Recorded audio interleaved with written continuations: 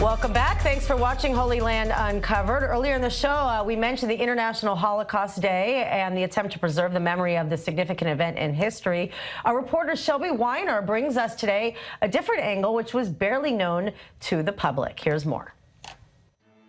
The Holocaust is widely considered the darkest time for humanity, but the atrocities most often remembered are those against the Jews. But the Nazis persecuted many religions and ethnicities. Most people, especially here in Israel, for instance, they know the story about the Jewish Holocaust, which was a horrific chapter in history.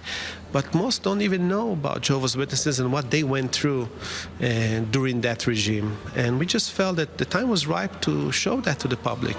The Jehovah's Witnesses in Israel are hosting an exhibit, The Forgotten Victims of the Nazi Regime, in central Tel Aviv, in hope of teaching the public about their faith's plight in the Holocaust. Despite having heavy Holocaust education, most people in the Jewish state are not aware how far the Holocaust reached. לא הכרתי את הקבוצה הזאת בכלל על ידי יהובה, לא שמעתי עליה גם לפני, ובייחוד לא שמעתי על ההתנגדות שלהם למשטר הנאצי. And historians say this is an important step for Holocaust research, and that it opens new doors of understanding to Hitler and his regime. In the recent years, we are more and more aware of the fact that there were other groups of people who were tortured, imprisoned, dehumanized. And in order to see the whole picture of the cruelty of this regime, of this German National Socialist regime, we have to learn about all groups. The Jehovah's Witnesses were one of many to be victimized during the Holocaust. Exhibits like this one in Tel Aviv show survivors' stories and hold their trials up for the world to see and to remember. All right, joining us now is Robert from Jehovah's Witnesses Israel. Hello and welcome to the show. Hello, good evening. I find it so shocking that we really don't know much about the plight of the Jehovah's Witnesses during the Holocaust. I mean, it was quite prevalent. There were, how involved were the Jehovah's Witness population in Europe at the time of, the Holocaust and World War II? Yes, well, some sources say that Jehovah's Witnesses were the first hit by the Nazis and they were hit the hardest. For example, Jehovah's Witnesses were banned in the Nazi Germany in 1933. And after that, immediately their property was confiscated. They were experiencing beatings. Their children were taken from their families.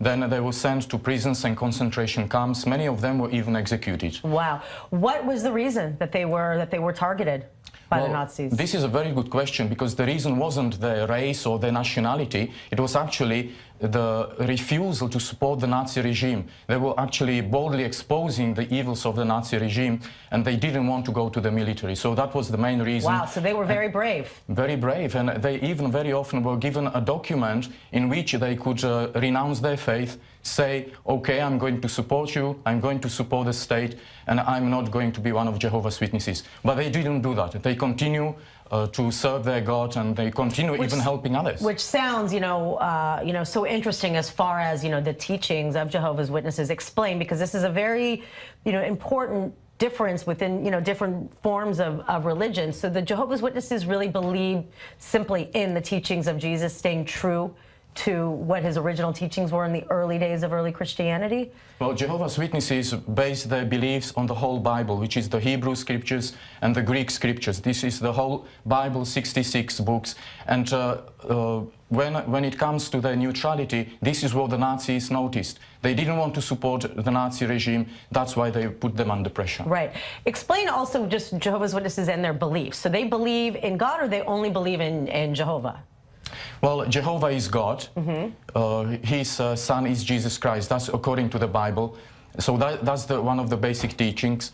And also Jesus Christ is considered to be the savior of mankind. He was sent by Jehovah God to the earth to provide the sacrifice that was needed, and also he's the Messiah. Okay, and also how could you explain also why it hasn't been talked about?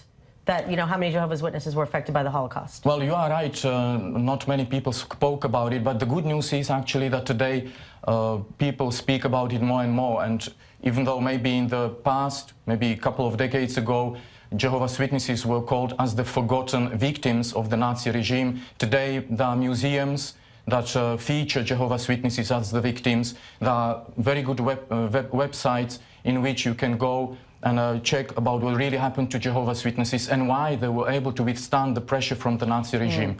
There are exhibitions that we had in Tel Aviv, or in other places we have them in Europe, like in France, Germany, Sweden and Denmark, where Jehovah's Witnesses and other people, other public can learn about what really happened and why it happened.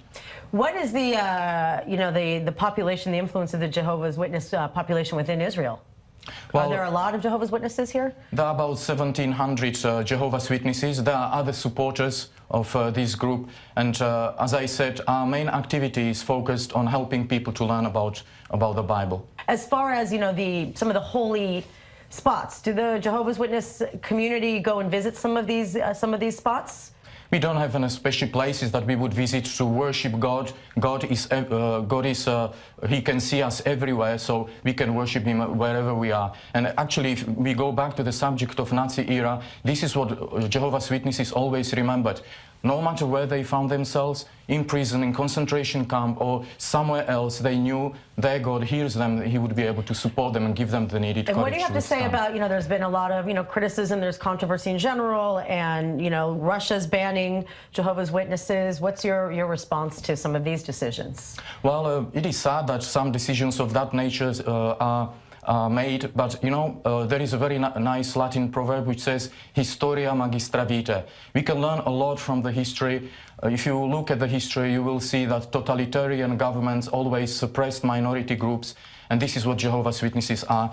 But if you look at democratic countries, you will notice that the governments in democratic nations not only respect the right of Jehovah's Witnesses to worship, but also they would give them some praise for good conduct and nice contribution to the society. And as far as the situation in Russia, have the Jehovah's Witnesses have to go kind of underground, or do many of them have to, are they fleeing?